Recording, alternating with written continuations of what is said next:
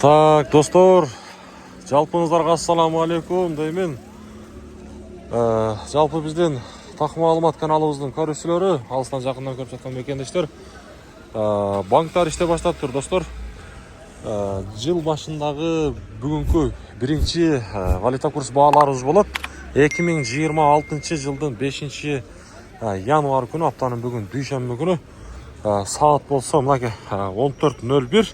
Ушул убактагы ноокаттагы валюта курс баалары негизи бир эле Доскрада банк иштеп атыптыр. Азыр ал банкта коштом.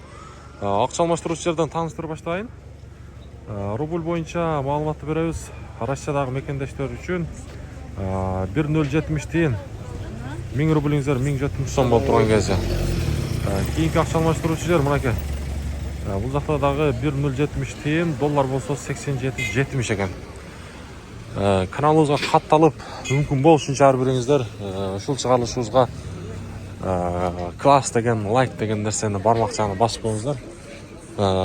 Эгерде ушундай курстарды дагы билип турам десеңиздер, уведомленияны дагы сөзсүз түрдө коңгуроочун басып турсаңыздар, сиздерге биринчилерден курс баалары жетип барып турат. Мынакей достор, бүгүн ноокатта бир эле банк иштегенине байланыштуу ушул жерде элдер ушундай көп. Доскрада банк сатып алуусу рубль 1,060 тиын, доллар 87,30, евро болсо 101,60. Обменниктерге караганда банктар 10 тиынга төмөн болуп турат. Бир эле банк иштеп атат ноокатта.